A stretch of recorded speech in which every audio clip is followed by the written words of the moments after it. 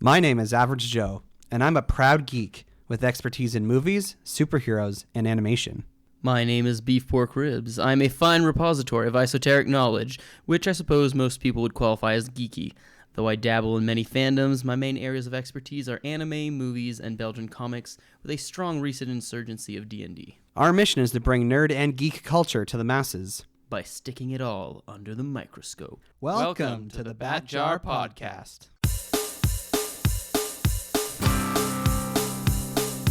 Movies, comics, graphic novels, TV, cartoons, animation, nerds are geeks, entertainment culture. Hear it on the Bat Jar, Nerdy Power. Nerds and geeks, come gather around the scene. Come and join us in the Bat Jar. Come and tune into Average Joe and his team. Lots of room here in the Bat Jar. When the newest nerdy news drops, these podcast pals put it under the scope. DC, Marvel, Disney, Star Wars, cinematic multiverses. Bat Jar, Nerdy Power. Hello there, and welcome to the Bat Jar Podcast, where we put nerd and geek culture under the microscope. In chronological order, except not, because we definitely didn't do these ones in chronological order, but we are completing the timeline. We are having the best of the best laid down before us. That's right. So while this was never our intention when we started kind of trying to objectively rank eras of Disney movies, we have now, up until with this episode, we'll be capturing all the Disney animated movies released up until 2019. And I thought about throwing Raya and The Last Dragon in this just to kind of conclude them all, but I'm like, it's in a new decade. I know Disney's not going to stop making movies, so we'll leave that for future conversations. So this is indeed the final countdown, in a manner of speaking. And this is the last time we will be able to do a ranking of more than one Disney movie that has come out over a period of time. And as she likes to do when we talk about Disney, Ms. Diz is with us once again. Welcome back to the show. Thank you so much, Average Joe. I'm so glad to be here. I was just here, literally, so I'm happy and surprised that we're talking about Disney and Disney movies so quickly after the last time. Yeah, I swear this was just pulled out of the jar. Like, I did not intentionally pull this out so quickly. That's the magic of randomness, I guess, is that you never know what's going to come out. Once we're a video podcast, you guys will have objective proof, maybe. And you said it's the last time, but I don't know. If this podcast is still going on in 9 years, we'll have to do another decade. That's true. And in case you didn't hear her chuckle there, Mjolnir is here for this episode. Hello. So Mjolnir, I don't think you've been part of our Disney conversations in the past, so welcome. I hope you're ready for lots of interesting opinions. Yeah, I'm interested to see how this goes. I have been interested in joining before, just the timing hasn't really matched up usually. I'm not good at being concise, or I like to talk in detail about things, so I will try to stay focused so we can actually talk about more than one movie. So we are discussing Disney movies released between 2010 and 2019. And there just happened to be 9 films released during this period. So again, in case you didn't listen to the episode from a few weeks ago, the rules are pretty simple. It has to be a movie released in theaters, and it has to have been produced by Walt Disney Animation Studios, the feature animation department, because there are other animation studios kind of run by Disney that end up releasing movies in theaters. But for the sake of simplicity, we're only talking about movies actually produced by Disney. So we're not talking about Pixar movies. We're not talking about movies like the Heffalump movie that was produced by like a Disney Toon studio that got released in theaters. We're only talking about films actually produced by Walt Disney Feature Animation, or as it's now referred to as Walt Disney Animation Studios. And we put it out to the Bat Jar community to rank these movies from, first to 9th place. And to my surprise, we got 14 people who have been associated with the podcast send in their rankings. So I like to think this is the most objective we've ever been attempting to rank Disney movies. I mean, it makes sense because it's the most recent decade, so a lot of people probably felt more comfortable giving you rankings when they had seen most of these before. I feel like because I'm part of the community Facebook chat thing or whatever, and it's like, I know sometimes you're looking at it and you're like, okay, well, I've seen 2 of these, so I guess I'll put those ones at the top and go off of word of mouth for everything else. It's funny you say that, because I feel like a lot of the people who did send in their rankings openly admitted to not having seen a bunch of these. So there are some blind rankings in here that might spice up the official ranking a bit, but hey, I'm all for the spice. I know for myself, when I sat down to rank these, this was definitely the most, I had the most controversial feelings about this decade rather than past groupings and rankings. I had a really hard time. Like, there were some that I was like, yes, this one, these are my favorites, these are awesome. And there were some that I had, very negative feelings towards, that I'm like, yes, I hate these. I don't really like these. But there were some that I was like, well, I'm not sure where to put these in here, because I have strong feelings about them, but I don't know where that leaves me. So I'm I'm excited to hear what the Batjar podcast community has said as well. I feel like it's also a little less nostalgia. Like, I can say I've seen all of these movies as an adult. So it's, it is a little bit, slightly more objective for most of them. So when we spoke about the 2000s, we kind of spoke about it being a very difficult time for Disney, as they were not doing well. Other animation studios were kind of rising up to be their competition, and in fact, like, doing better than them, both critically and commercially. And towards the end of the decade, it seemed like they were going the right direction. The leadership at Disney changed. They brought in the people who were in charge of Pixar to kind of steer the ship of Disney.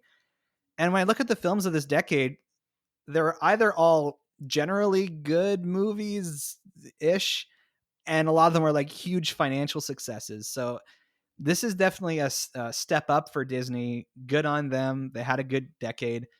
Many of the movies here, the animation studio had to actually develop new technology for what they were trying to do, whether it involved hair or snow or water. They literally had to create new software, because whatever they were trying to do wasn't able to be done with what was available at the time. So it seems like an era of innovation for sure, at least from the perspective of actually doing the animation. I have to agree with you, Average Joe, because I would say that these storylines were some of the most compelling, I would say. Just like very well thought out, very interesting plot twists, and I would say the most relatable, probably to our generation, things that people could actually identify with. So definitely a really, I would say, strong Disney decade.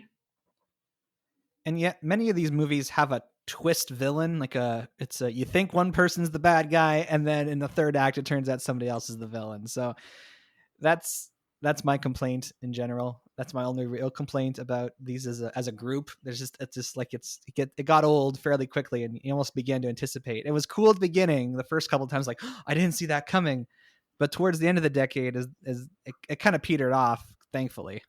It's one of those things where, like, Disney was like, oh, we're so well known for our villains, and, there's certain plot lines, and, like, there's certain tropes that have come about. So they're like, okay, we're going to shake things up a bit. And that's fine. The problem is when all the new movies decide to shake things up the exact same way, you're no longer shaking things up. But I mean, it's a new trope now. Also, it was done much better in... Wow, was it actually? I'm trying to think. I feel it was done better in some movies than others, but on the whole, it never struck me as particularly well done in any of them. A lot of them are straight up lying to the audience too, which is not good storytelling. I don't know. I kind of feel like that's almost more realistic, though, when you don't see who the villain is, because I feel like that's more real life. Like, in real life, there aren't obviously, like, with a few exceptions, there aren't obviously bad people out there. Like, there are people who have, their own, they think their way is the way and they have good intentions like in their own right, but it just comes out twisted. So in a way, it's almost like closer to real life, in my opinion. Which I think again goes into the some of them did it better than others, because like Mjolnir mentioned that some of the movies more or less lied to the audience, but also some of the twist villains made more sense than others. This is also my final kind of comment in this whole era. This is the era where they decided to start giving Alan Tudyk roles in every movie. Thank God, it's great. I love it so much. I love Alan Tudyk as an actor, and his voice work in, most of these movies was just totally on point. I adore him. He's a good boy. And let's be honest.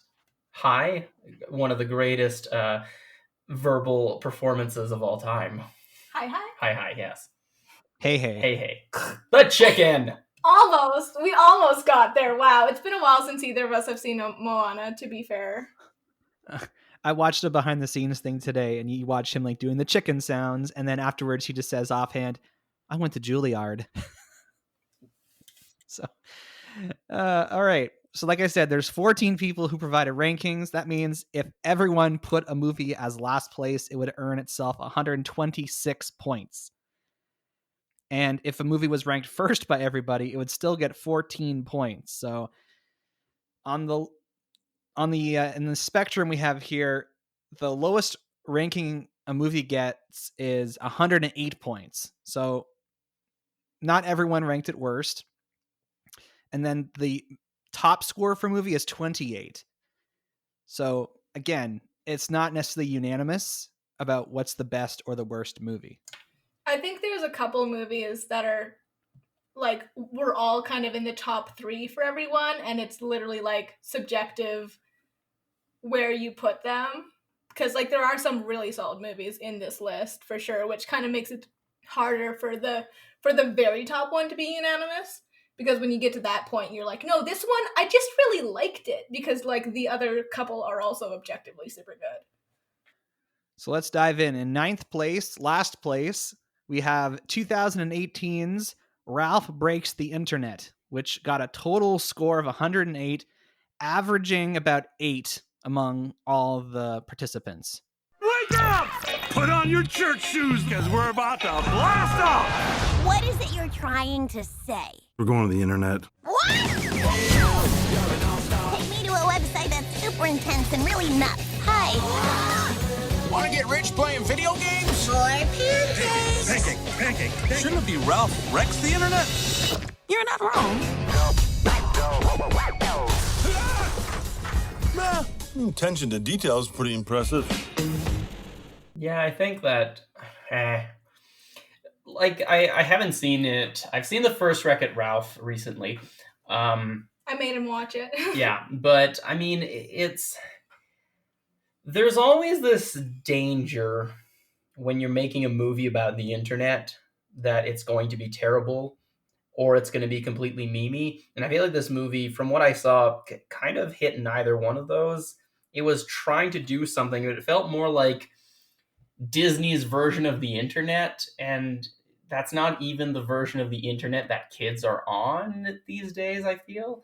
So it seemed like a weird concept to put in a family movie, but also it was trying to go into the meme culture, but again, a weird choice for this type of a movie. Yeah, we reviewed it when it came out, and we were kind of like, it was okay. Honestly, like, if they could have preserved the Oh My Disney section of the film where they, like, go to the Disney website and there's Stormtroopers and Iron Man and Eeyore and the Disney princesses, if they had just made that in, like, a 25-minute short film, because I love those parts of the movie. I love just the mixing of the franchises, and I love the Disney princesses interacting with each other. I think it's just great. But the whole movie, it's very lackluster. It's very, in terms of representing the internet, it's very unoriginal. It's just kind of like an imitation of things have seen the internet represented in other places. So I have to say that I started watching this film this morning. I didn't get to finish it, and I ranked it much higher. So I'm like hearing this discourse between everyone, and I'm like, oh, maybe I shouldn't have ranked it so high. But I had a lot of like conflicting feelings about other ones, and I ranked them much lower because of those things. So I was like, well, this is kind of middle of the road for me in my list. So just simply because I haven't seen it. So it was like a neutral thing. I haven't seen this one yet either. There's a couple of the more recent ones I haven't seen. I think it's just this and Frozen 2 and Winnie the Pooh. And the new Winnie the Pooh. I didn't know they made a new Winnie the Pooh. Anyway, Winnie the Pooh's a thing you watch with children, and I haven't been hanging out with a lot of those recently. So, anyway, but yeah, the stuff I saw of the Disney stuff looked like some of that was kind of clever and well done.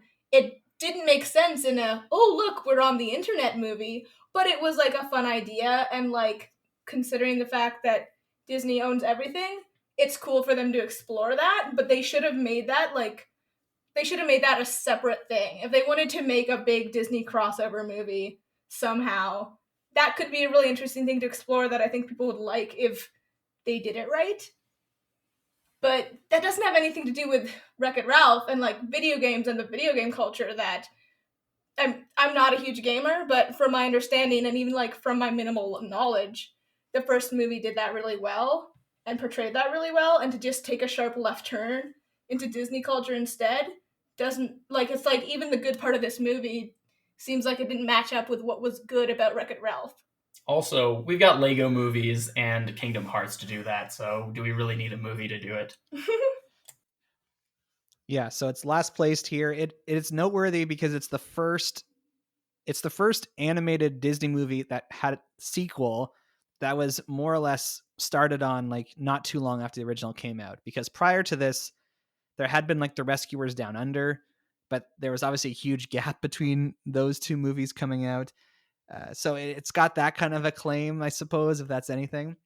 And then just from a note of like Disney history, this was the first film kind of being released while there was shakeups at the Disney studio, because John Lasseter was asked to leave after allegations came out against him from employees. John Lasseter, of course, was one of the founders of Pixar and came into leadership of Walt Disney Animation Studios when Bob Iger took over as the head of Disney. So he was kind of on his way out, and the purchase of 20th Century Fox was happening. So there was lots of shakeups in the Disney leadership happening while this movie was being released. All right. In 8th place with 99 points, an average score of 7 out of 9, we have Frozen 2, which is the most recent film here, having been released towards the end of 2019. Who are you? I'm Queen Alice. I got this. Okay. It began with 2 sisters. I woke the magical spirits at the Enchanted Forest. Okay, that's definitely not what I thought you were gonna say.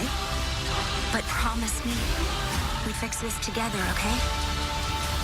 I promise.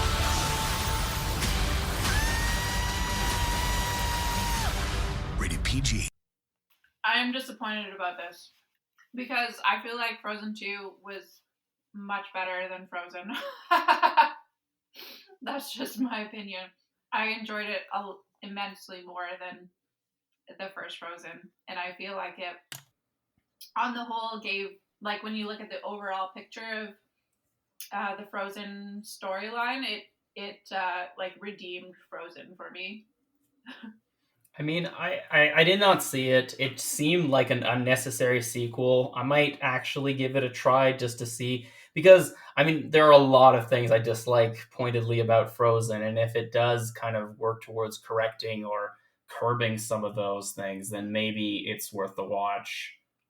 It'll be well worth your watch, Beef Pork Ribs, because I did not like the original Frozen, and yeah, I think you might actually enjoy Frozen 2 if you really didn't like the first Frozen. I mean, fair enough, but I didn't expect to enjoy Frozen even despite everything that was around it. And then when I did watch it, Again, I think I've said this before, but I worked at a daycare when Frozen came out, and so it has slightly biased me against it. But I still think that even the things people consider to be its strong points are not really great. But we'll get to that. But Frozen 2 did seem like, I feel like a lot of people were upset about it for unreasonable reasons, though, because, people complained aloud about Elsa not having a love interest, and specifically that love interest not being a woman, and people were kind of just seemed to be wanting to put a lot of things onto this movie that weren't necessarily necessary. So, I mean, from what I know of it, it has good music, but I didn't really. I love the music in Frozen 2. I think that's the biggest thing for me in terms of my enjoyment, is I'm willing to watch this movie again because I really like the songs in it. And a lot of people rank this as their bottom, but I think that's as a result, honestly, because this is a consequence of the film being the most recent one. Is like a lot of people admitted to not having seen it. And I don't know if that's because they just didn't want to see it because they were tired of Frozen, or they just haven't had, a lot of our members of our community are young parents and perhaps just haven't had the time to sit down and watch this yet. So I do have to say that I went into this movie expecting more of the first Frozen, which, anyways, as I alluded to, I was disappointed with. But actually not disappointed, just like had very strong reactions to, which I can get into when we actually talk about Frozen. But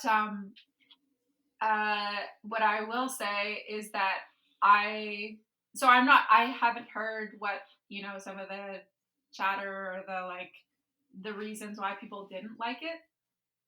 But in terms of Elsa's story, like, for me, it like, the first one, if I could say very generally, was like focusing a lot on her woundedness and like the spiral downward that she goes in her arc. And then this one brought her into a place of redemption and healing from those things, which to me, it was a much more compelling story than the first one. And to me, it didn't glorify, like, it was the opposite. It didn't glorify woundedness, which, there's nothing wrong with being wounded. I think it's a part of all of our stories, which is probably why so many people identified with the first one. But, the second one, I think brought Elsa into this place of, moving past that, and that's not her entire life, and that she has more to her character than the hang-ups that she had in the first one. So for me, it was just a very beautiful story that was so compelling that I immediately rewatched it, which I think I've never rewatched the first Frozen since the first one because I didn't like it so much. So I've watched it a few times since then because it was just such a good movie.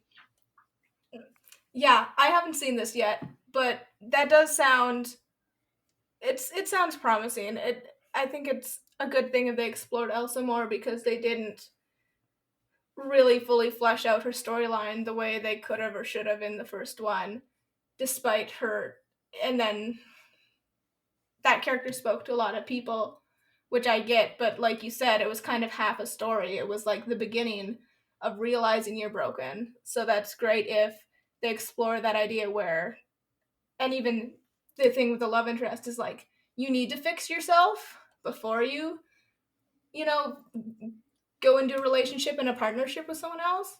And frankly, Elsa wasn't at that point at the end of the first movie. And it's one of those things that you're like, yeah, it's good that they didn't give in to like the demand for something when it's like, yeah, but it doesn't make sense for the character to do that.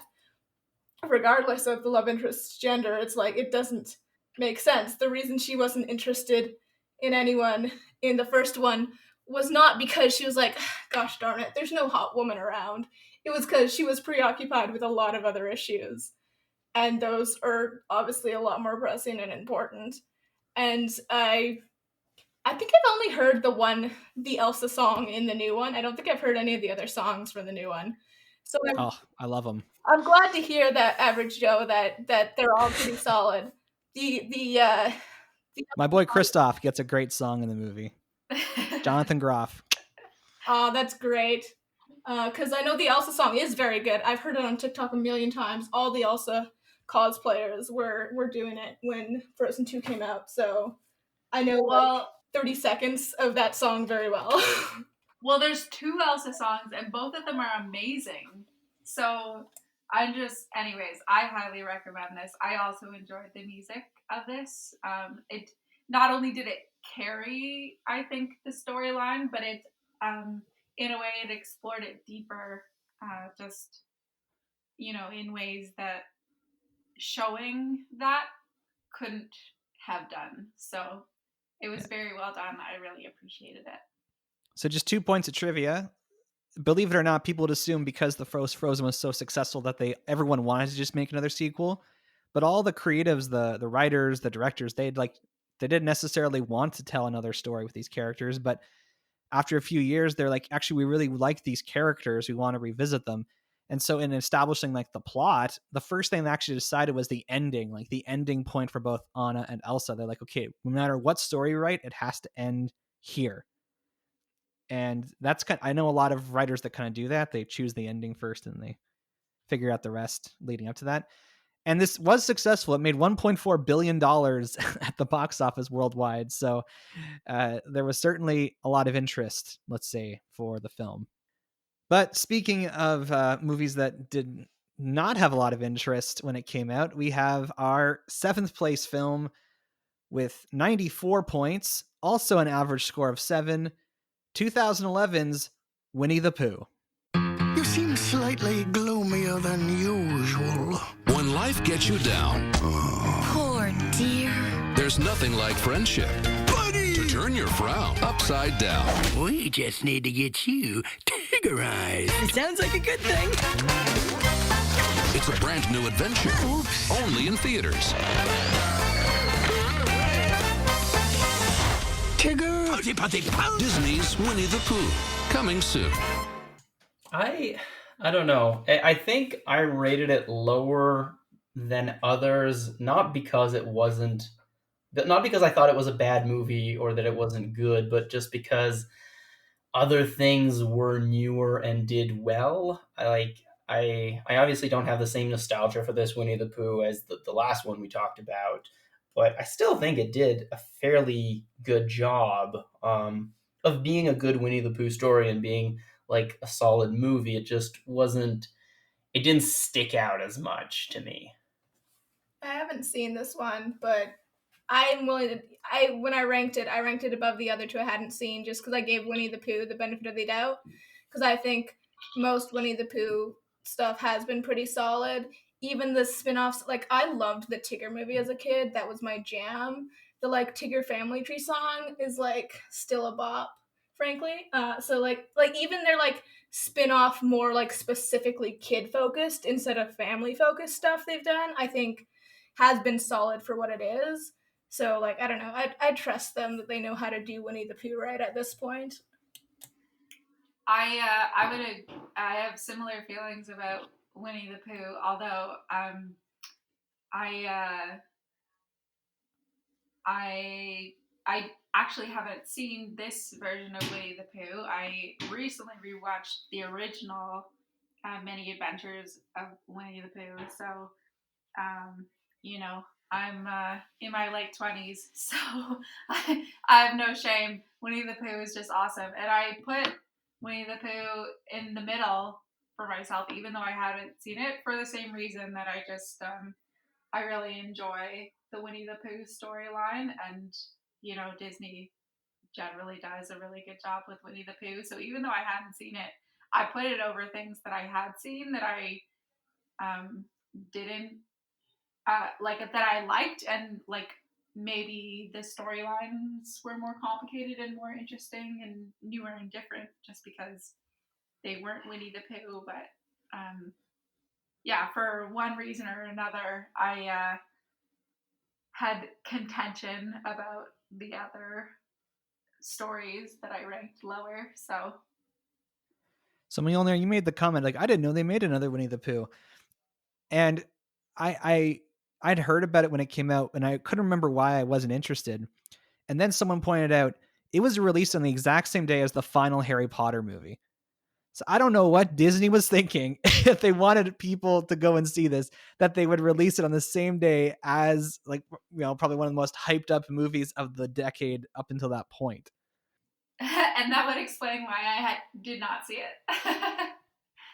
And unfortunately, like, I watched this for the first time yesterday, and I've been in possession of this film now for like 4 years. I visited my brother, and we went to like a garage sale, and someone had it still in its packaging. It was a Blu-ray DVD combo pack, and they were giving it away for like 50 cents. What? And I couldn't believe it. I'm like, it's not even open, and they're practically giving it away. So I bought it, but then lo and behold, it sat on my shelf until yesterday, because I'm like, oh, like, this is part of this era. I should actually watch this thing. And so I sat down and watched it.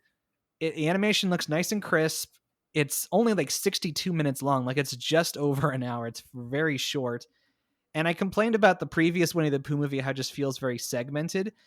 This tells a very simple story, and there's kind of like 3 different storylines, but they kind of integrate them better, so it feels like a whole movie. And then the other noteworthy thing is that, unfortunately, because it came out at the same time as Harry Potter, it did terribly at the box office. It did make its budget back. And this led to Disney kind of deciding to not make any more traditionally animated films, unfortunately, because there was an interest when the new leadership came in to try and do a mix of 3D and traditional animation. But this movie flopped, and so they're like, okay, I guess we got to back away from that. 2 things come to mind. Number 1, we should all watch Redline and make an episode about it. That's for the traditionally animated movies. But the other one is that it has nothing to do with the movie. It sounds like it's a household where 2 people bought the same movie independently to give to the kid, and then they're like, oh, well, we got an extra copy, let's get rid of it. I'm disappointed to hear that Disney Animation Studios thought that traditional animation, like, because of this, was a waste, because I love more traditional animation, definitely much more so than the new animation. It's like, as an animation style, this new style, even though the stories are more compelling, I don't enjoy like the kind of Pixar versions of animation. So yeah, that's so disappointing for me, because I just wish that they would go back to the old way, at least for some of them. Like, maybe if some people are enjoying this new way, fine, great. But yeah, as someone who just really appreciates the art form, I much prefer the old way. And this is also the first Disney movie that the Lopez's worked on for the music. This is the couple who became the songwriters of the Frozen franchise. So this was kind of like their foot in the door towards being involved. So if anything, you can blame Winnie the Pooh for, if you don't like the music in Frozen or Frozen 2, you can blame the Winnie the Pooh movie for bringing them into the fold.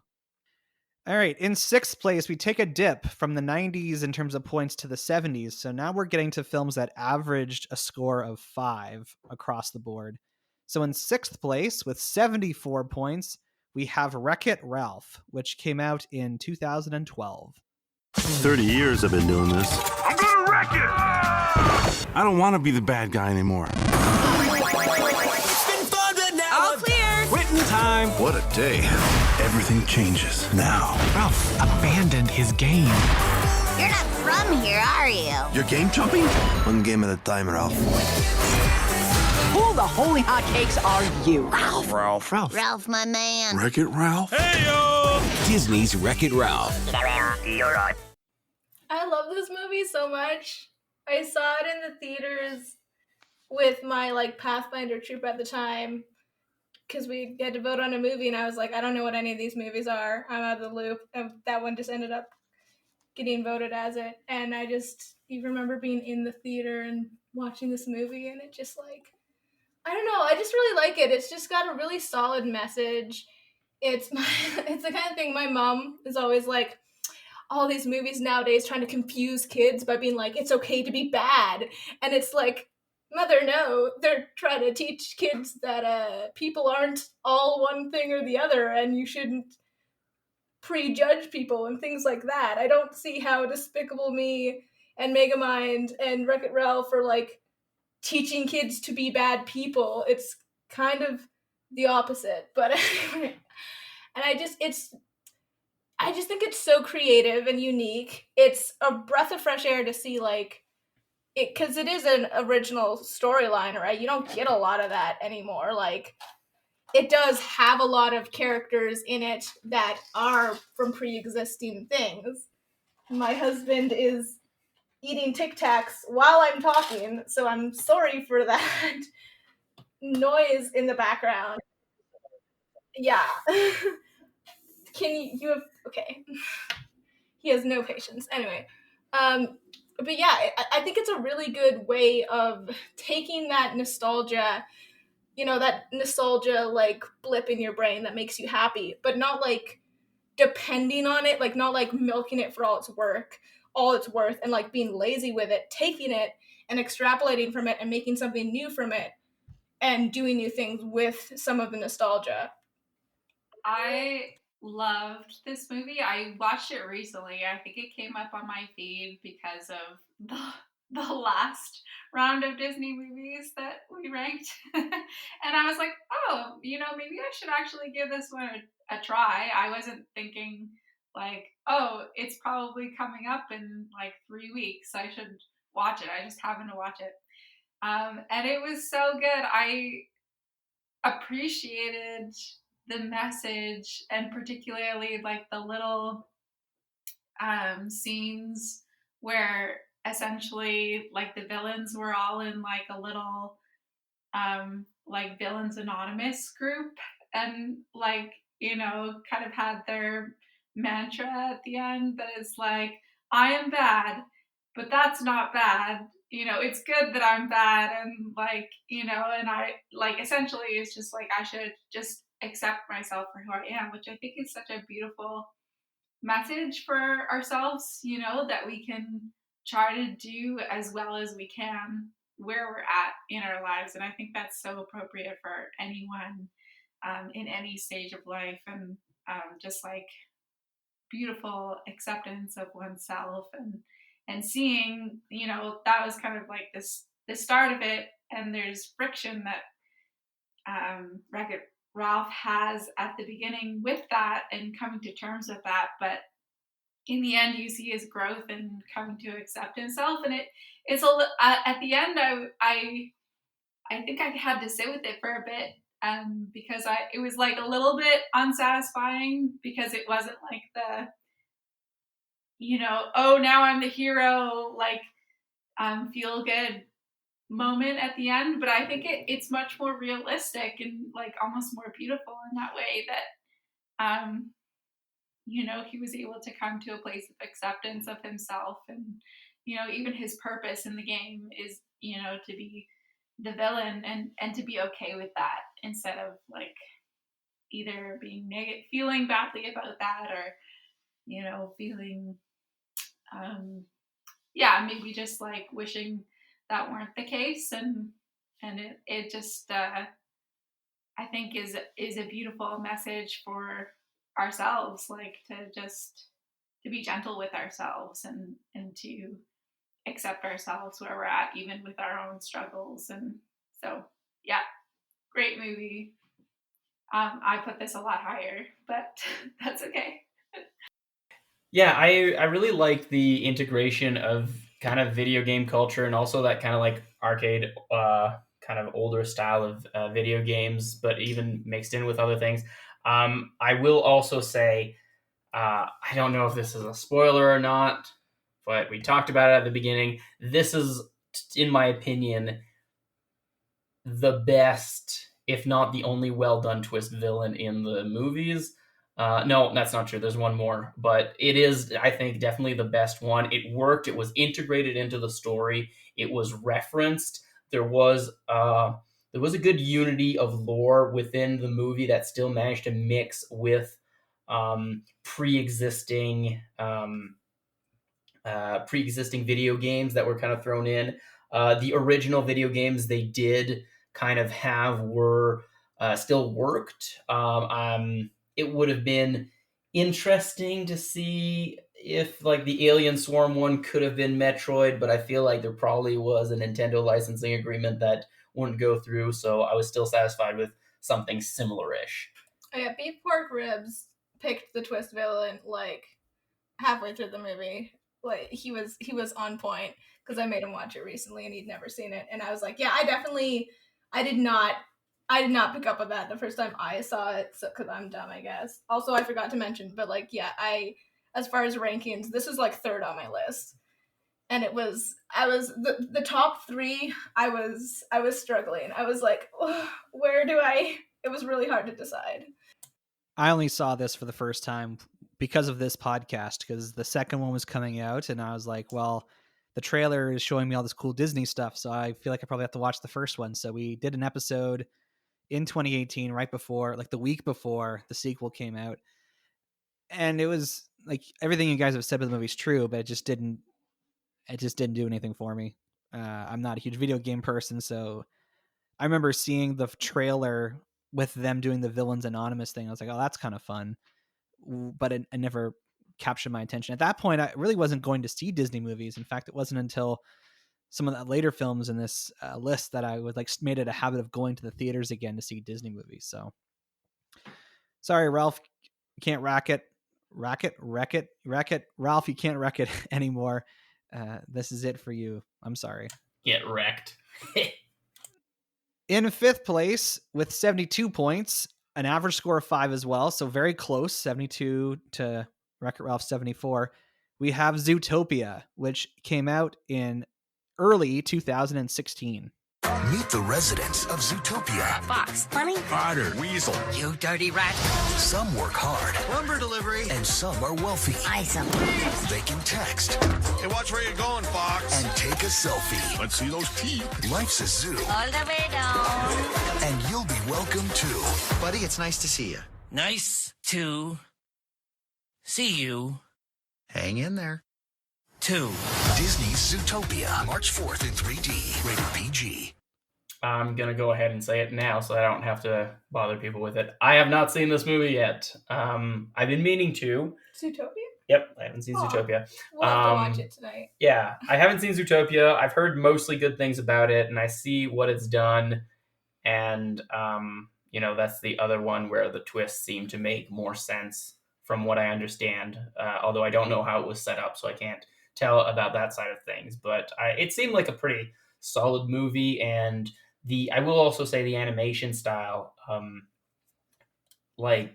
it was anthropomorphic animals, but done in a way that seemed to be a lot less anthropomorphized than usual. Like they did have animal-like movement, which I appreciate. It wasn't just like, oh, these are humans with animal faces, Egyptian gods basically, but it was they used the fact that they were different animals, not just for the overall premise of the movie, but also in the animation, which I think is quite nice.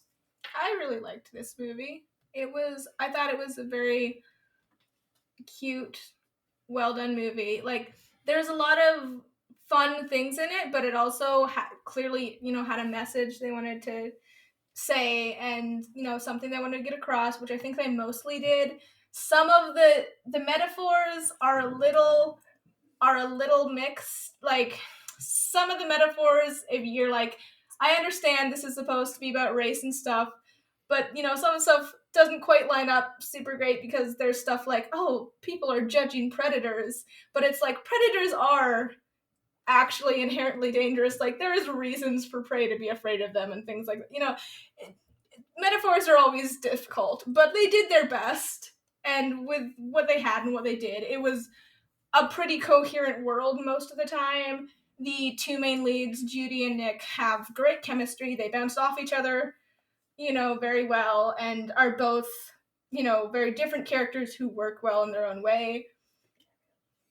And this is really stupid. My favorite thing about this movie is the Alan Tudyk cameo where he's like Duke Weaselton because he voiced the Duke of Weselton in Frozen, and I don't know, it's a really stupid callback, but it makes me so happy every time I watch it.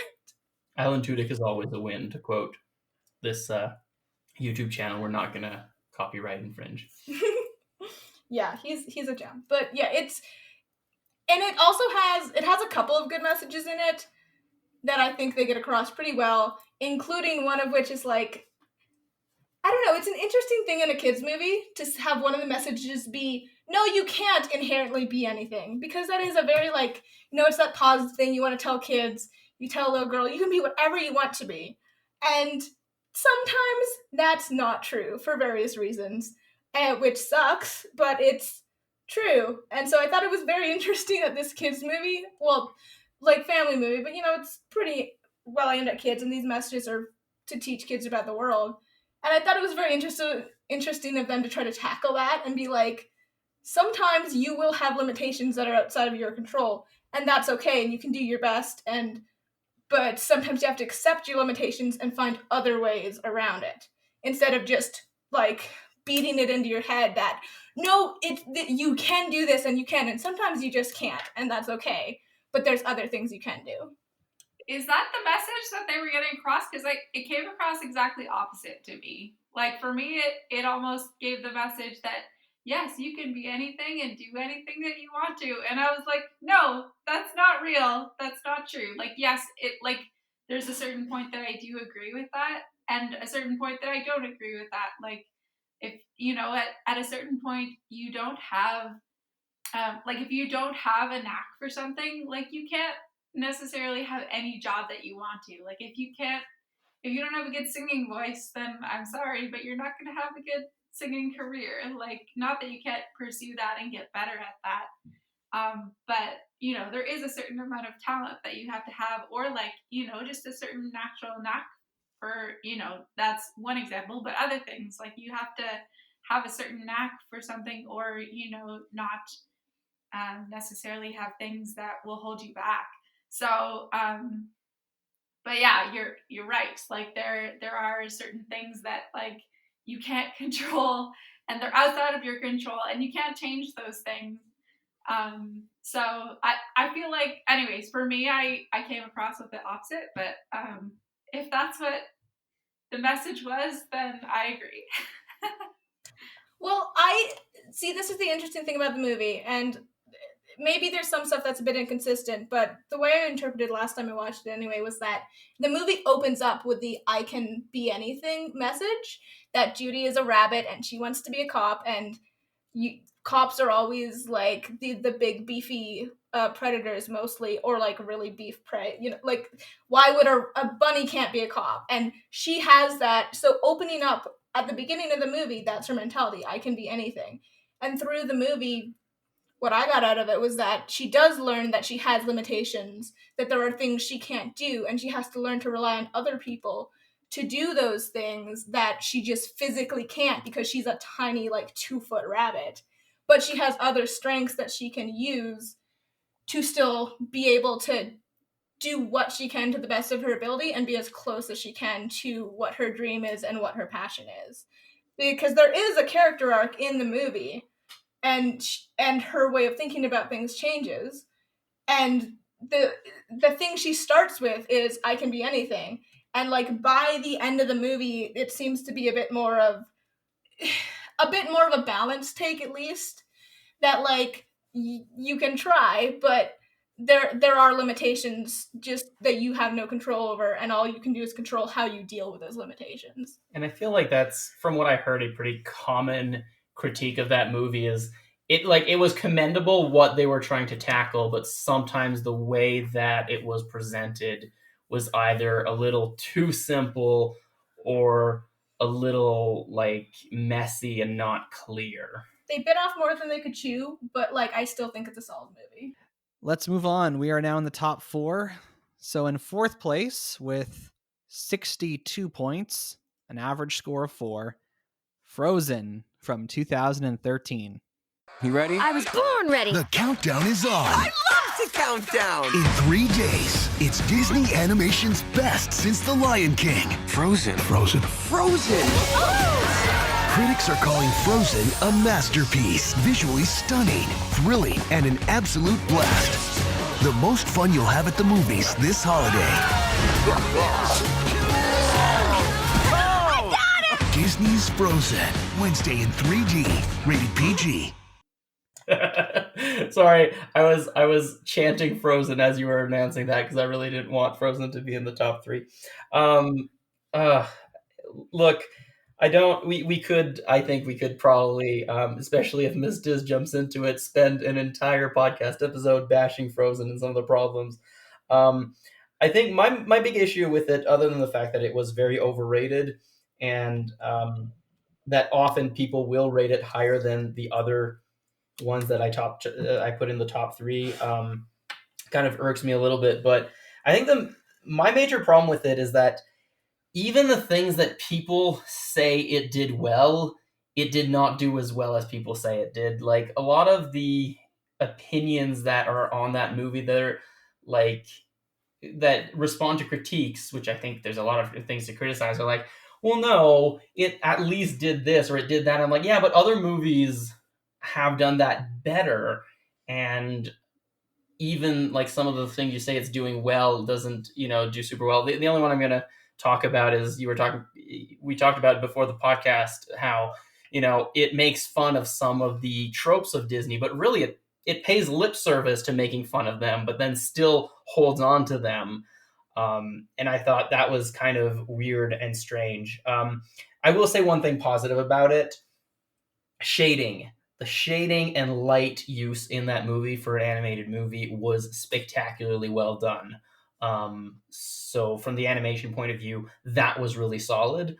And, the songs are earworms, but I didn't really like any of them. And I also think they were inconsistently good and bad. And just personal pet peeve, Let It Go is a terrible song with a terrible message. That's okay. So that's where I'm going to jump in, because that is my main issue, I think, with the story is, I realize that it's a part of the story. It's one part. It moves. Like, that's where, at that point in time, that's where Elsa is at. She's like wounded. That's her truth in that moment. Like, not that that's good, but that's where she is. So like, I accept that. My problem is that then after that, everyone sings that song like it's their jam, which I think speaks to the fact that people identified with that there's some level that on some level people want to let things go. They have issues or are mad about something and they want to let things go, but it also kind of speaks to, I think, a very real situation in our society where people, they say I'm just gonna let it go, like, just let it go, whatever, but that's not really letting it go. Like, you didn't really deal with that fact. You just, like, stuffed it down, which is exactly what Elsa did during the entire movie, and then it comes out sideways later because you didn't actually deal with your problems.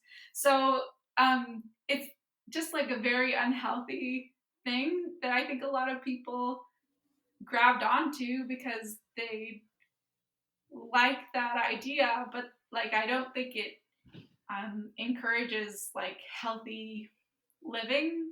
So that was, I think, more my issue, that it became this huge phenomenon. Everyone sings it like it's the best song ever, and I'm just like, but like, it's a very wounded place in that movie. Hakuna Matata did the same thing with The Lion King. It's one of the most remembered songs, but it has a terrible message, and it doesn't reflect how the characters feel by the end of the movie. So this isn't the first time this has happened with a Disney movie.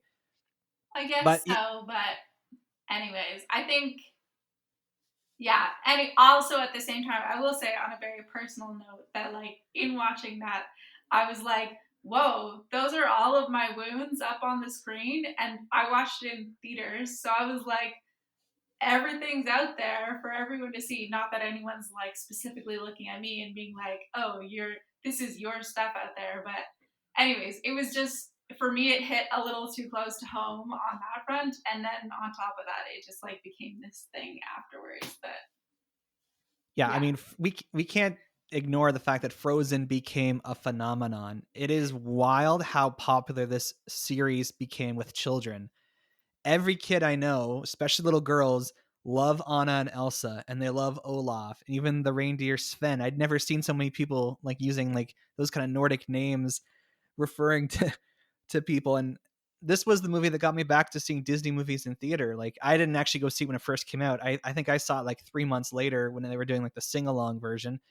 And what mostly got me interested is because one of my neighbors told me I looked like one of the characters in the movie, and I was like, oh, that's interesting. And sure enough, I went and saw it, and I can see why people liked it, and I can also see why people don't like it, but we can't deny it was a huge success. It was the highest grossing animated movie of all time for 6 years. It made over $1 billion. It was the first Academy Award for Disney since Tarzan. So it basically the first time in 13 years that DreamWorks or Pixar didn't win the best picture was actually, or best animated movie, I should say. It was actually like Frozen that brought that acclaim back to Disney. So we can't dismiss the impact of Frozen as a franchise. We can obviously say it's not the best movie of this period because it's in 4th place. I think Frozen's a really solid movie. I don't think it's the amazing thing everyone made it out to be. My little sister adored it. Her name's Anastasia, and so she was like, I am Anna. And it was very cute. But I'm just the type of person who doesn't get overwhelmed by things being overplayed generally, so that didn't take away from it from me the way I think it affected a lot of adults. But there's a podcaster I listen to from the Weekly Planet has said this a number of times that I agree with completely, which is that Tangled paved the way for Frozen, and he's of the opinion that I agree with, that if Frozen had been first and Tangled had been second, like the same thing would have happened.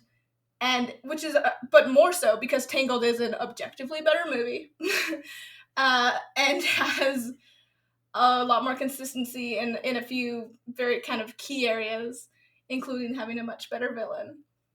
And well, hold on, don't get ahead of ourselves here. We don't even know where this Tangled is in the ranking. We know it's not. We haven't talked about it yet, so we know it's obviously in the top 3. But save your, don't spoil it for the listeners.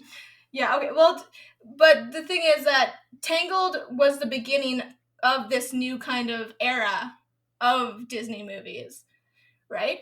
And Frozen was kind of the next one after that. So, like, people got used to that. Like, there's the new CGI animation style. There's kind of this more, like, a different type of humor than previous Disney movies had. All that happened in Tangled first, and Tangled did better. And then Frozen came in, and people were like, oh, we're used to this now. So, like, it exploded. And then I think that mixed with a couple of very key things, like people who feel like outsiders identifying with Elsa, and just like pushed it that extra level just into this huge mega hit status, which I don't think, I know a lot of people, including my husband, are like, it just doesn't deserve it. I don't think it's not like it's like, wow, it like scammed its way to the top. I just think a couple of things happened, like pure luck happened to like all line up to get it to that level it was, but without that stuff, it still would have been a good movie. It just wouldn't have been like the huge sensation it is now. And for me, Let It Go, I really like Let It Go, and it has not been ruined for me by being overplayed, but I think that's partly a personal thing.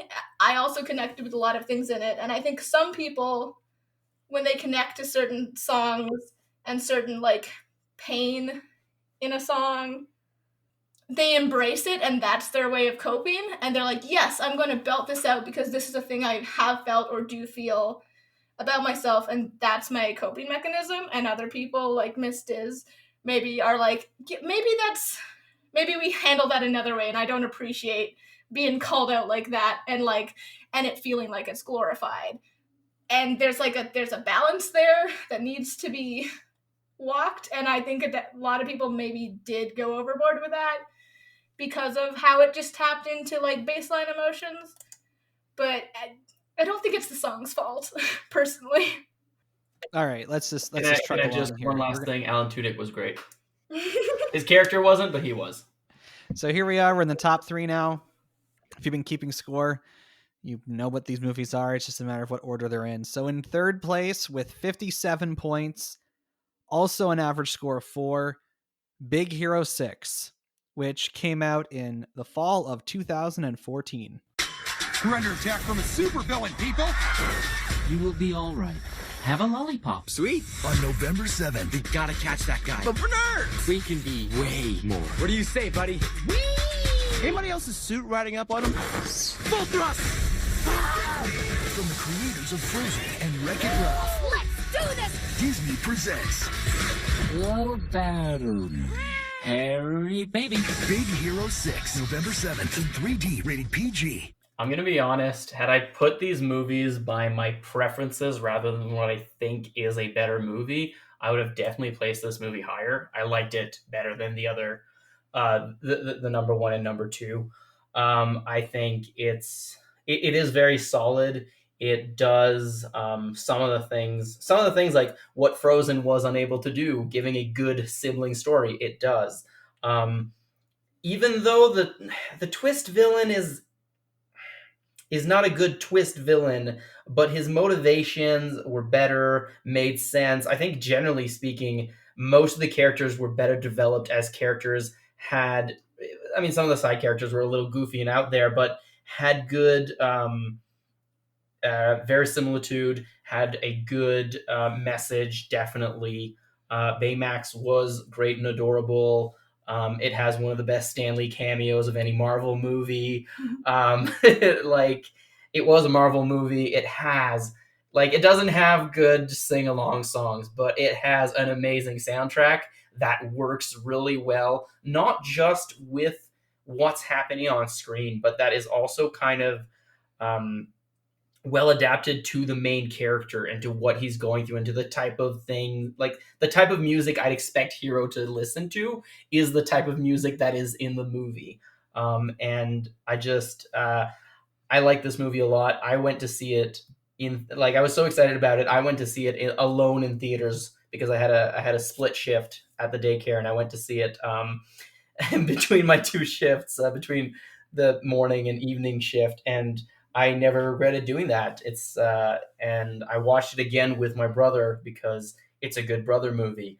And there's a lot of really incredible things that work well in it.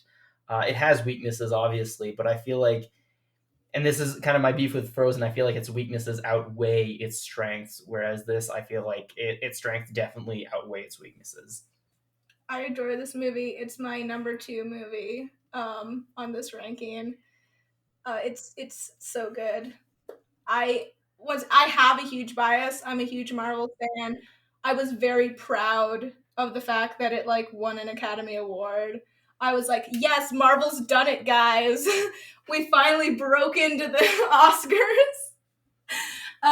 But it's got great world building. It's a very creative, unique world. It's got a great, I haven't read the source material, but it seems like it did a good job adapting it onto, into a movie and into a plot that works within the time frame that a movie has.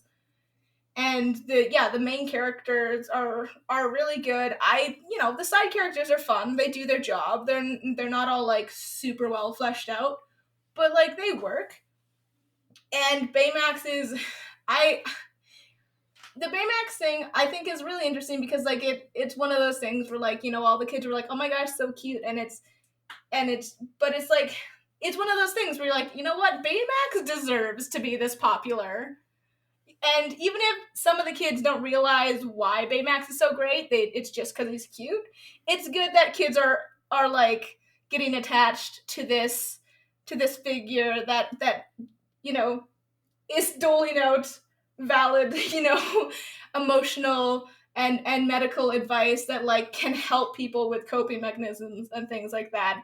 Way more than a kid thinking Olaf's cute is not going to do much for that kid's development down the road. I think Baymax has better messages that just will even subconsciously sink in there. And just to add one more thing on top of that, it is very nice that Baymax is technically a male character who portrays those feelings and emotions, and also that when he goes super cool robot fighty, he actually hates it. And I think that was a very good and powerful message to have in that movie. Yeah, but it's showing kick in the boot to toxic masculinity, and then Baymax is a very like maternal character while being, I mean, like, he's a robot, so he doesn't have a gender, but he's clearly male coded, and but he's, you know, he has all these beautiful nurturing aspects that do need to be uplifted and well represented, and they are in that movie. And even though the kid thinks it's lame and not cool, the movie clearly shows that the kid is wrong and that he does need help. And all that stuff, all the mental health stuff is the best thing in that movie, I think. I would agree. I really enjoyed the complexity of that character, although I do have to say that I only watched this movie like in the past year.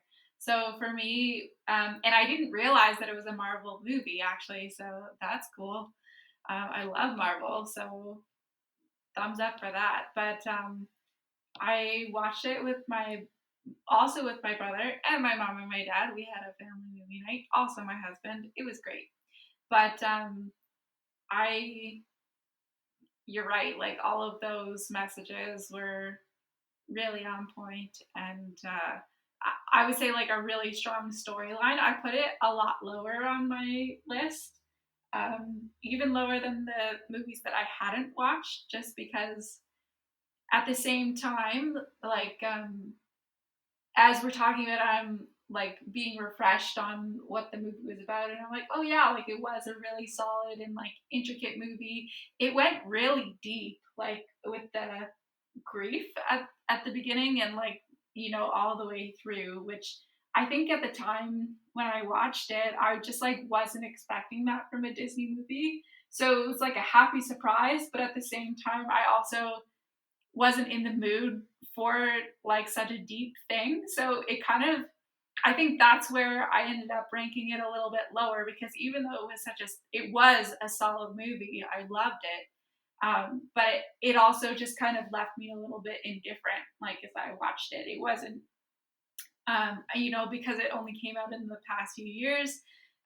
It wasn't nostalgic for me, and it was, you know, it just kind of I feel like you had to be in a certain mood to appreciate it as much as, you know, I can at certain points, but just didn't in the moment that I watched it. So maybe I'll rewatch it and have different feelings about it. I have a love-hate relationship with Big Hero 6 because, like everyone else, I was paying attention when Disney bought Marvel. I'm like, oh, like, what does this mean? Does this mean we're going to get like Disney movies based on Marvel comics? Like, this is amazing. And Bob Iger, you know, the guy steering the ship of Disney, said he encouraged all the different divisions to explore how to integrate Marvel content into their things. So this was the first and the only to date Disney animated movie based on a Marvel comic. And the reason why I have a love-hate relationship with this is because when it was announced they were going to do a Big Hero 6 movie, I like looked up what Big Hero 6 was, and it sounded really cool. It's this, you know, in the comic books, Big Hero 6 is this superhero team formed by the Japanese government, and Sunfire from the X-Men is there, and basically like all the characters that are in the movie are there in name, but they're very different. It has a totally different feel. And so when I kind of followed the movie, and when the trailers came out and I started like, you know, I started realizing, oh, this is not the comic book at all. And then I saw the movie, and while I enjoyed it, I'm like, oh, but this would have been so much better if it was a more faithful adaptation of the comic book.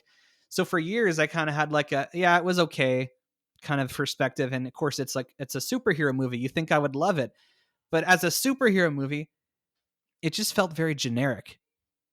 Like it just felt very kind of middle of the road superhero comic book adaptation. All the things you said about the emotional core and the characters and Baymax, like that's all true. But I just for a long time I was like, this could have been better. This could have, if they had actually tried to stick closer to the comic it's based on. It was only yesterday that I actually did the, you know, research and discovered that everyone involved, including the people at Marvel, wanted them to do as their own thing. They didn't want them to do a more faithful adaptation of the comic. They wanted them to just take the idea and go in their own direction, make it feel like a Disney thing and not like a Marvel thing. So who am I to be mad at them for something that even Marvel Comics themselves wanted them to do? So this is where it's going to get hard for me, because in second place with 36 points an average score of 3, we have Moana, which came out in 2016. And Ms. Diz, I kind of feel like you're to blame for this because everyone else ranked it fairly low and you ranked it as second last. Moana. The ocean chose you to save us all. I thought it was a dream. Nope. From the creators of Frozen and Zootopia. Let's save the world. I'm out. Oh, come on. This Thanksgiving, Dwayne Johnson is Maui. Really? Blow dart in my butt cheek. Alvin Carvalho is Moana. Sorry. I thought you were a monster. Disney's Moana, November 23rd in 3D, rated PG. I will own that. I watched this movie in your apartment, Average Joe, and I think part of the problem was that you loved it so much, and you were so hyped up about it, and you oversold it for me, and it was just like, I put this second last because, well, Frozen was my easy choice, number 9. This one, it was like, it had good music, like it was an okay storyline, but it was just like meh for me. It didn't, I feel kind of weird saying this as like being Ms. Diz, and you would think that I love all of the like classic Disney things, but it didn't hit the right notes for me. Like I don't know. It just the music was good. There was nothing wrong with the music. I liked the Polynesian theming, but it was kind of novel, so that like different from anything else that Disney had done. But apart from that, like I don't know. As far as being like a Disney princess, Moana was, I don't know, just like it was okay. It was not a bad movie. It breaks my heart to hear you say that.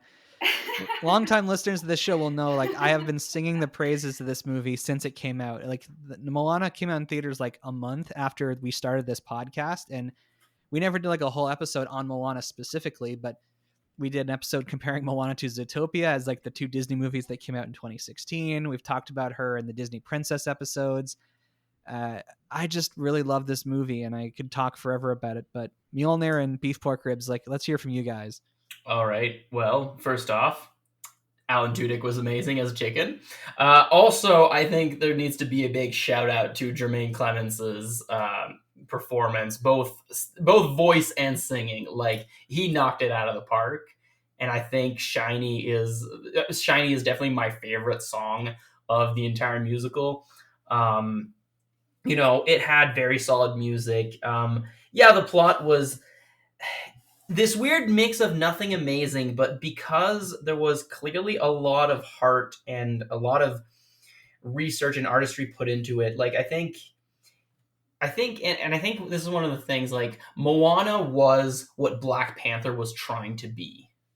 It was something that was very involved in it, like very culturally involved, but didn't feel like it was being overly pushy about it. It was like it was very well researched. It was done with a lot of care and attention to details, and getting actors that were good at playing the role that they were playing. Like even Jermaine Clemens is still a Kiwi. Like he's still from more or less a Polynesian influenced country, and I mean Alan Tudyk is white, but he's a chicken, so like. But a lot of other things about this movie just worked really well and gelled the story together. Even though it was a kind of like the power was inside you the whole time, it still worked out. And I feel like the character motivations were good, particularly Moana and Maui's. Like they weren't just very simple characters, even though Maui definitely felt like it at the beginning. There was more depth to him than you'd expect. And does it count as a twist villain if the villain isn't a villain? Because if so, then this is another twist villain that works well. Yeah, I quite liked Moana. I think I've seen it twice. I saw it once with my best friend at the time, who was absolutely obsessed with it. And once again, I can see it, and I do know what that's like, Miss Diz, to to have someone be so rabidly into something that it can be a little overwhelming. I think my personality, I'm able to like absorb that and separate it enough so it didn't like ruin it for me. But like if I was a different person, it definitely would have. She would play Shiny like all the time. Just it was one of her main songs she would play. And it's a very good song and I enjoy it. But she overdid it a bit. And then I watched it with my little sister and she loved it. And it was really nice. You know, it's always nice watching Disney princess movies with little girls and kind of seeing what they get out of it. And it was such a nice experience for that. And it is like, it has this authenticity that's really nice because, yeah, you can see they put a lot of effort into actually getting people involved who like were from that culture. And I'm a huge Hamilton fan and I adore Lin-Manuel Miranda. So like, I have a bias, but I think all the songs are absolutely amazing and fire and the best. And he's so good at what he does. He's such a good boy. The song where it's like the ancestors singing or whatever, and I just like for the English for when they do it in their language and then in English. And the second Lynn starts singing, and I know his voice very well because I've listened to Hamilton a million times, and I'm like, yeah, that's my boy. So, like, that song is one of my favorites in that movie, even though it shouldn't be. Like, there's better songs in that movie, but I'm just like, oh my gosh, I can hear Lynn. It makes me happy. So, you know, I feel like Moana as a character didn't connect to me that much personally, but, like, I can see why she does connect to other people. And I think she was well done. She's definitely better fleshed out than a lot of OG Disney princesses. And but what really works for me is her chemistry with Maui. They work off each other really well. I think they're both like interesting people by themselves, but together is what really makes that really good dynamic that drives the movie forward. And even is her being like, and Maui is so likable, even though this whole movie is Moana trying to fix his mistakes. And it's so weird that works, but it does. And it's amazingly cast. And just, yeah, it's a really, really solid movie. I think, you may have helped me, Mjolnir, to figure out why I didn't like it. I think it's because I couldn't really relate to Moana. I was just like, okay, like, great. You're going to go return the heart of Te-Fiti to, it was just kind of like this is a random mission that I just like can't really connect to. And for them, I think, actually, I will say I loved Jermaine's performance of Shiny, although for me that was also like just a plot point that I was like, oh, this is like a fun song and a bop, but also just like couldn't really connect to on that point or front, just in terms of like the movie, although I realize it's, it is a part of the story. But yeah, I think it's because I couldn't really connect to it. That's why I didn't enjoy it. So thanks for that. Self-discovery, always a good thing. Well, part of what makes this movie so special for me is I had I ended up seeing it on a whim. I was visiting a friend in Montreal. We needed something to do. It's like, well, let's go to the movie. There's this new Disney movie The Rock is in. Like, I literally had heard almost nothing about it. So I went in with almost no expectations. And I think that's probably the best way to go see a movie, because it blew my expectations to the water. I connected with the movie on a spiritual level. Like I really feel a connection to Moana and the story. And I just fell in love with it. I love everything about this movie. I'll defend it till the day I die. But we can move on. I will accept the fact that in the official Bachelor system, it's not number one. I just gotta, okay. Rip off the Band-Aid. Number one, obviously the only movie left with 28 points, average score of 2, which means most people obviously put it towards the top. Tangled, which came out in 2010. And this kind of continues the trend of what we've seen in other eras, is that the best movie is the one that came out the earliest. So that kind of causes some concern, I guess. I want to see the world. No can do. Yeah, you're right. We should go. This Wednesday, grab a friend. Gotcha. Hold on tight, because everything's totally Tangled. Tangled is an absolute delight. I can't believe I did this! An exciting adventure that's laugh out loud funny. 4 stars. This is a very big day. Tangled, rated PG, starts Wednesday in 3D. I am so happy about this. Tangled is one of my favorite movies. It is definitely my favorite newest movie. Obviously, it was at the top. It was my number one. So, good job, Bat Jar podcast community. I agree with you. But I remember watching this on the. I watched this for the first time on a plane, I think on my way to Florida. So obviously going to my happy place. I didn't end up going to Disney World that time, but I think I ended up staying with my grandparents.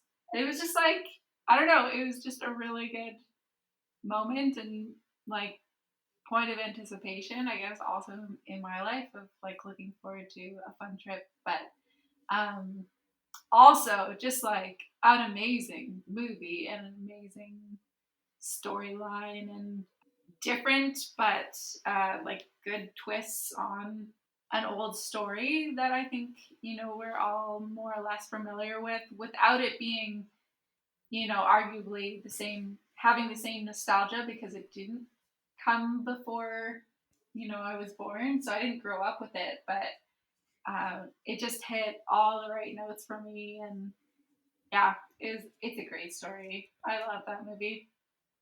Mjolnir, you kind of mentioned that this laid the groundwork for everything else. And it was the first movie to have that computer animated style that tried to recreate the kind of Disney Renaissance art style. So it was kind of the first time everyone got used to like, oh, this is what Disney movies would look like if they were done with 3D animation. Yeah, and it was such a solid start to the decade, and the thing is, and it's so good all around. A lot of these movies we talked about would have a really good main character or a really good side character, a really good villain. You know, like they'd have a couple of these elements, but this movie has all of that. The villain is amazing. She's one of my favorite Disney villains. The main character is awesome. Rapunzel, I don't like a lot of Disney princesses. I never really connected with. I think it's that thing that happens when a lot of writers are men and they don't quite know how to write women, so they just kind of feel really bland and things just happen to them. And I find that with a lot of Disney princesses, unfortunately. And Rapunzel is not that. Rapunzel is a fully fleshed out character. You completely understand her motivations. You can see her change as a person, and it's so good. Like the love interest, the comedy characters, the animal sidekick, like every aspect of this movie is so on point and well done, and then they all mesh together perfectly too, which is sometimes hard to do. And I love this movie so much, and it is really interesting that it was the first one that really like set off this kind of what this idea of a Disney movie is right now, and did it so well for the start. And there are definitely a lot of things in the later movies that you can see they were trying to copy Tangled. That's a little bit of a mean way to put it, but like they saw that they had struck they had a good strategy with the way they're doing things, and they tried to recreate that. And it's really hard to recreate. Everything just works perfectly in this movie. The songs are great. I don't know. I don't really remember the songs except for I See the Lights. The rest of them, I can't even remember what they are. How can you not? Oh. The bar song, I don't remember the name of it. I've Got a Dream. Yes, I've Got a Dream. Now, granted, I've only actually watched this movie once. I didn't see it when it came out. I actually saw it like 5 years later, and I remember enjoying it, and everything you're saying is true, but it just kind of like how Ms. Diz said she didn't connect with Moana. I didn't really connect with this one as much. I think but there are other things. I think I'm going to talk about something that I was allowed to talk that we decided I would talk about because I feel more strongly about it. But I love Road to El Dorado, and it's been pointed out often that Flynn is kind of like a mix between Miguel and Tulio. both like in his look and in his personality, and I think it's a very good mix of it. Also, Maximus just reminded me of Altivo so much. There's a lot of things going well in that movie, but that's just on a personal note. But I do, while agreeing with everything, I think something that was really solid as well was like the animal sidekicks had a lot of personality and yet did not speak. You know, they were very good characters that were mimes, and you didn't have like the whole uncanny animal speaking to people thing that I don't care about, but I know a lot of people find a little weird or disturbing or kind of immersion breaking in Disney movies, even unless it's like a fully anthropomorphized world, in which case it's the norm. But I thought that was something that was interesting, that was well done. Again, the villain was a good villain. She was a more traditional villain and not a twist one, which I think was a good thing. But also, again, when we're talking about relatability and these movies being a little less classical and, you know, tackling issues, like we talk a lot about movies that tackled issues that are more modern. I think that that is a really big one.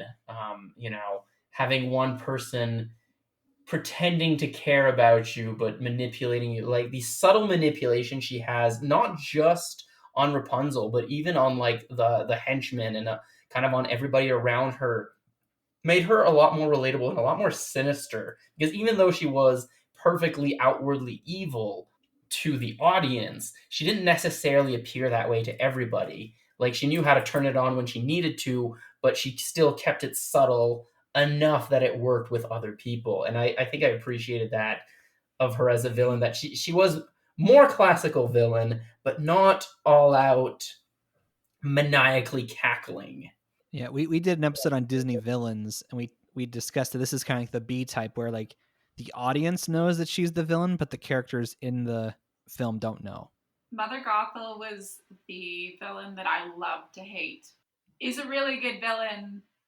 Hate that she's so manipulative and like feel almost like frustrated at it. But I think that's like a really good sign of a good villain, where you're like, I hate you, because that's the role that they're supposed to be playing, you know? So, but I also appreciated like, I think I just spoke generally about my general love of Tangled, but I did really appreciate, you know, the growth that Rapunzel goes through, and also like becoming more confident, and finding her voice, and coming out from under the thumb of someone so manipulative and you know, in such an obviously unhealthy relationship, which is, you know, really hard to do when you're in that sort of an enmeshed relationship. So I appreciated, yeah, just definitely that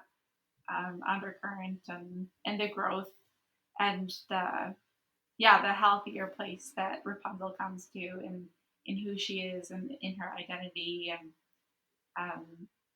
confidence in who she is as a young woman. So yeah. Yeah, Mother Knows Best is one of my all-time favorite Disney songs, like, ever. And just Mother Gothel in general, but like that song, like performance-wise alone, like is on par with. I remember when I was a kid, my dad talking about like, because I wanted to be an actress when I was a kid, and I'm still very interested in that world and stuff. And my dad being like, "Poor Unfortunate Souls" is that type of song where like the vocal performance is so good, you close your eyes and you can see every move Ursula is doing, and it's so bombastic and beautiful and wonderfully portrayed that you don't even need to see it to see it.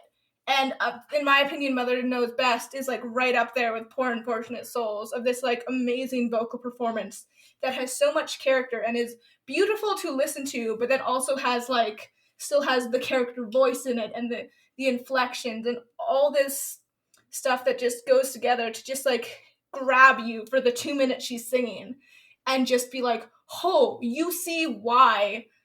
And Rapunzel has grown up with this like charismatic manipulation her whole life, and you can just see why she has been so sucked into this reality that she's been told exists, growing up with this her whole life and having no one else in her life, and just this huge overbearing personality, and it's just it's so good. Sorry, I'll shut up now. This is one of my all-time favorite Disney movies ever. So into the trivia now. To date, this is actually the most expensive animated movie ever made in terms of budget. Apparently animating all that hair and trying to do these like Renaissance painting style backgrounds ended up being a very expensive process, and so no movie has trumped that to this day. This is the first film that started the trend in Disney of naming the films after like a non-gendered generic term to avoid the concern they had with The Princess and the Frog about, oh, like if you have princess in the title, boys won't want to see the movie. And then what I thought was most interesting is they actually had a contest to decide what Flynn Rider would look like. They got like 30 women who worked at Disney Animation to like decide on like what was the most attractive person. So they because the goal I guess was for Flynn Rider to be the most attractive character ever. So these 30 women like went back and forth on all these different features of what a man would look like. So according to the women who work at Disney, Flynn Rider is the most attractive man there will ever be. Also, I love the fact that Zachary Levi was the voice of Flynn Rider, and I knew Zachary Levi. I'm going to be that person who says I knew them and liked them as an actor before, because he was in one of my favorite shows, Chuck. So I was like already hyped about Tangled, probably even more so, not just that it was a Disney movie, but that Zachary Levi was going to be in it. I was like, that's amazing. He's going to be Flynn Rider. So it just, I think, added to my excitement to watch it, but it didn't disappoint because it was just such an amazing supporting performance. Those women at Disney were correct. Flynn Rider / Eugene Fitzherbert is the most attractive man to ever be animated, I think, or one of them for sure. I had a huge crush on him when I was a kid, and yeah, I guess we didn't really talk about him much when we were talking about the movie, but he is a big part of this movie too, and is a really good, like, well fleshed out side character love interest thing. And once again, just that idea of like toxic masculinity and stuff, it's like I appreciate that he changes as a person, and he starts out very smarmy and confident, and it's fun to watch, but you're like, yeah, that's not the type of person you'd want to end up with. And he changes and learns to let people in and learns to not be so much of that like braggadocio, like over the top, like rogue, and learns to actually like be a good person. And once again, just good message for kids. So this is it. Tangled is the best movie of the 2010s. This, as I said at the beginning of the episode, brings us to the end of talking about the eras of Disney movies. And Beef Pork Ribs, you had kind of floated the idea of Battle Royale between the top movies of each era. So we've covered 5 eras of Disney movies. Should we include like top 2 or top 3 from each era? Oh man, top 3 gives us 15 movies. That's a decent list, and I mean we've talked about all of them already, so maybe it would be more talking about the comparative of them rather than each movie individually. I don't know, but I like the idea of a battle royale. So yeah, I think that'll be fun. You could have like a list of different aspects, like protagonist, villain, overall plot, songs if that's relevant, like things like that, and then like rank which ones did those best or something like that, and then like which ones did them worse, and I don't know, compare them that way maybe. Like have objective things to talk about them, like this is why this one did better. Is that what you're getting at, Mjolnir? Yeah, like just you have a list of a couple of things that like these are the things that make or break a movie, and then like how well each, like say something quick about how well each of the movies implemented those couple of aspects, and then like you could kind of go from there. If you're doing a battle royale and comparative, that seems like that usually works for people. I don't know, I've seen a lot of different things use that line of reasoning to compare things. If you want to reach the show, you can send us an email at batjarpodcast@gmail.com. Or you can tweet us at The Bat Cookie Jar. You can find the Bat Jar Podcast wherever you listen to podcasts, including YouTube, because we got a channel. Share our posts on Facebook, write reviews, give our shows a rating. This will help all people join us inside the Bat Jar, and we appreciate it dearly. Well, beef pork ribs, I'm going to let you decide. Should we just go ahead and just dive right into this next week, or should we pull something from the jar, or should we talk about Cruella because that comes out this Friday? You know how, like, the more I found out about the Mortal Kombat movie, the more it made me want to watch it? It is the exact opposite that is happening with Cruella. I really didn't want to watch it, and I want to watch it even less now. But I want to watch it more because of what I've heard about it. You're crazy. I cannot wait to see this train wreck. Oh my gosh. But that being said, I think I don't know. I like the idea of the Disney thing being in the bat jar and coming out randomly, even if it happens in 2 weeks or less than within a few weeks like it did last time. But I like the random aspect of it. So yeah, let's take something out of the bat jar, and maybe next week I'll have come around to wanting to see Cruella for the train wreck it most likely will be. Okay, I'm just going to write Disney all time on this piece of paper just so I can throw it in the jar. Or Disney Battle Royale. Well, listen, that was shorter, okay? I just wanted to get it in there. Got it. All right, here we go. Pulling something out of the bat jar.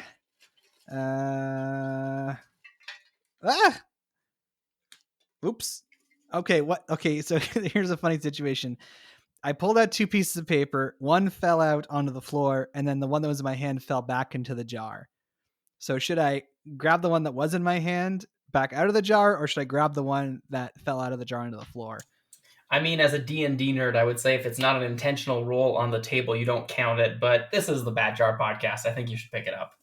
So the one I dropped or the one that's on the floor? The one that's on the floor. All right. Here we go. Out of the jar and into the universe. Ah, no. Okay, so our next episode is going to be about Adventure Time. Oh, yes, this is awesome. Yes, that is great. Our relationship started with you showing me Adventure Time. Yeah. Aww. Okay, well, so we want to thank Ms. Diz for being here today. This was, of course, I think one of the longest episodes we've ever done, but given what we were talking about, probably makes sense. There's a lot to say about Disney, so I'm not surprised. So come back to the Bad Share podcast next week when we talk about Adventure Time. And until then, I'm Average Joe. I'm Beef Pork Ribs. I'm Yomir. I'm Ms. Diz. Catch you on the flip side. Algebraic! Toodles! Bye!